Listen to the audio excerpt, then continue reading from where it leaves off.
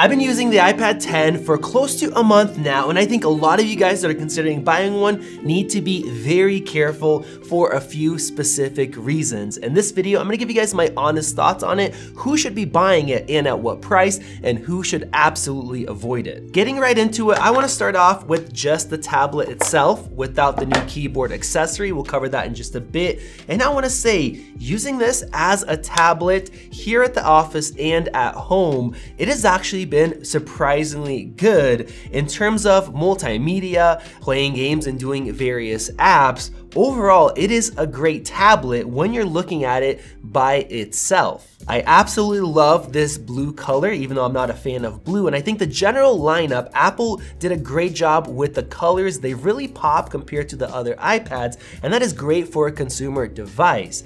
Now, as you guys know, this is the first time that Apple gave the base iPad a full redesign, so it's modern, it's clean, it looks like the rest of the more expensive iPad lineup, and that is great when you're buying a tablet because you're gonna keep it for many years. The front of the iPad is very clean because now we have even bezels all around without that Touch ID button on the bottom, and we have this Touch ID that sits right here at the top, and no matter if you're holding it vertically, you can press it with your right hand, or horizontally with your left. It is quite nice. And then the volume buttons also change depending on which orientation you're holding it. Now, one of my favorite updates to this iPad are the speakers. Previously with the 9th generation and before, we just had a speaker on the bottom. So if you're holding it landscape, you're watching videos or movies or playing a game, all that sound is coming from the right hand side. Now that's hard to show you guys the difference over video, but here's a quick speaker comparison compared to the previous generation.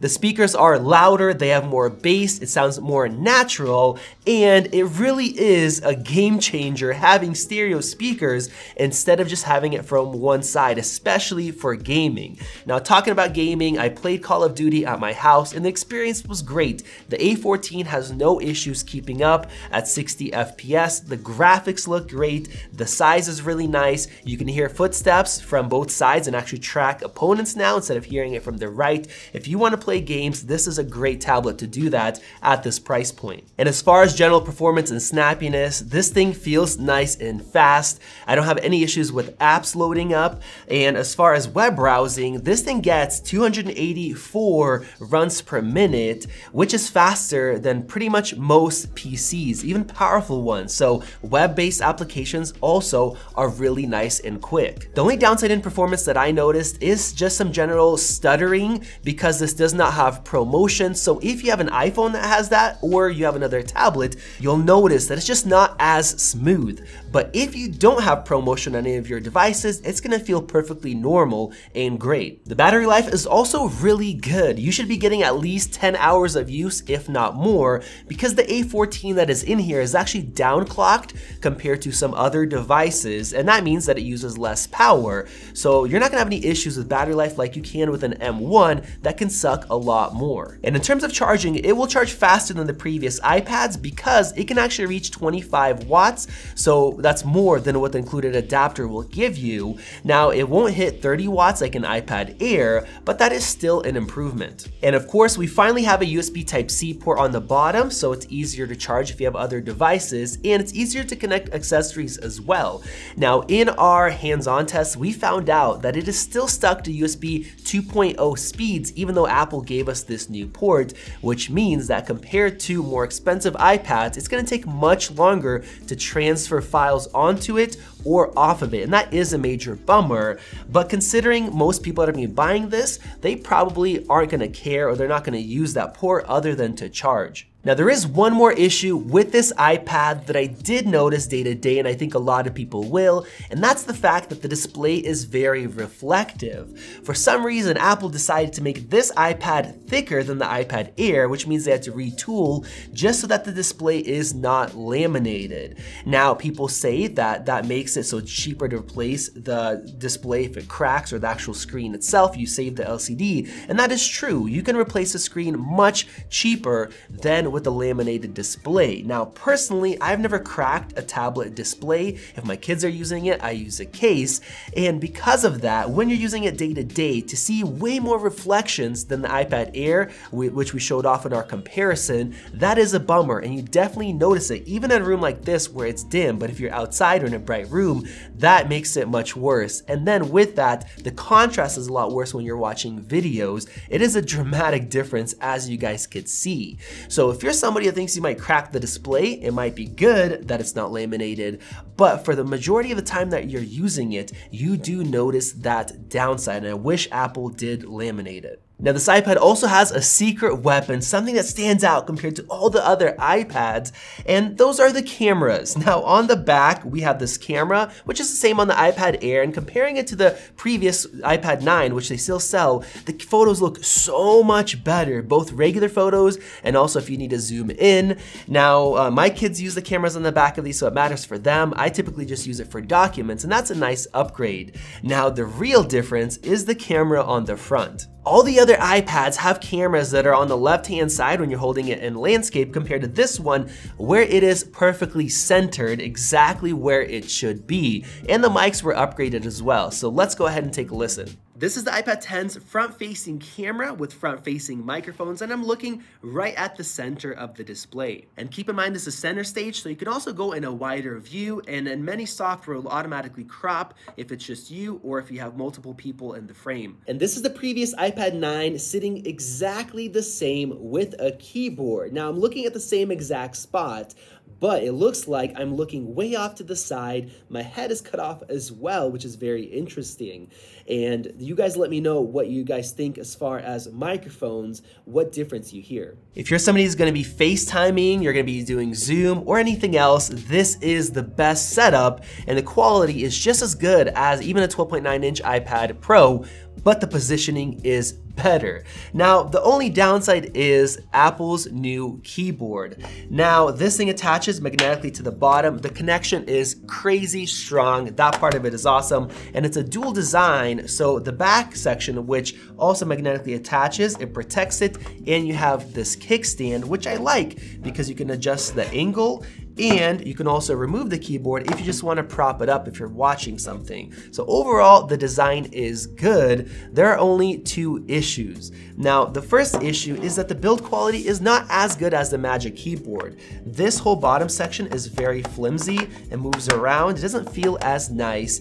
And when you attach it, it doesn't really hold on well. There's no magnets, or at least ones that are strong enough to hold it. And in your bag, it actually can rub sideways. So if you get any dust or anything in there, that can scratch up your screen. Whereas the Magic Keyboard is a solid all-in-one system. Now, I compared it in that review. If you guys want to see it, you guys could check that out. But I have two other issues with it. One issue is the fact that we don't have any backlighting, and you don't absolutely need to have that. But the other issue is the fact that it costs $250, and I think at that price point the build quality should be better and we should have backlighting. It's one expensive keyboard, especially if you factor in that you can buy the Magic Keyboard for $167 refurbished with a 3-month return policy. That just makes this really kind of overpriced. And with that, the other major accessory is also overpriced. Of course, this uses the original Apple Pencil back from 2015. It is very, very old tech for an iPad that's coming out near 2023. And because Apple got rid of that port and they're supporting this one, not the magnetically attaching Apple Pencil 2, you can't even pair it. You have to use one of these adapters that you purchase separately, and you have to use a cable, you plug it in. It's a very janky solution, and then you can finally pair it. The same thing comes up when you need to charge it, or you can charge it from an iPhone that has a lightning port, but still it makes no sense, one, that they didn't support the Apple Pencil 2, and two, that they didn't include this adapter in the box. I had to wait about 2 weeks to get it, even though I ordered right at pre-open start. I think this adapter, if they wanted to go this method and force you to use the old one, at least it should be in the box. When you factor in shipping, packaging, all of that, include it for people that have the Apple Pencil. Pencil. Now, I was very curious about the performance and I got to test it out. And yes, it is more laggy. You see frame drops, there's more delay. So because of that, if you are planning to use an Apple Pencil or to buy one, it just makes this whole thing so expensive that it doesn't make any logical sense. Now, if you have it already, you can buy the adapter, but buying a new one for $100 with the adapter included if it's new stock, I think that doesn't make sense. And the same thing with the keyboard accessory. So because of that, my verdict is if you are just buying the tablet itself as a tablet and you want something brand new, this one is not bad. Now, I don't think that $450 is a good price point. $350 would have been amazing. $399 would have been still pretty good considering the limitations, but you have the new design. And thankfully, we've already seen it go on sale for $399. Now, I have links down below where you guys could check it out, or check out the YouTube shopping feature right over there. You can check it out there. And $399, I think that's a price point that I would recommend this if you are not going to be buying additional accessories like the Apple Pencil or the keyboard, because if you want things like that, you can actually pick up an iPad Air 4 refurbished for just over $400. And if you add the keyboard, which you can get for $167, you're looking at $572 compared to $700 with this iPad 10 and the keyboard by itself.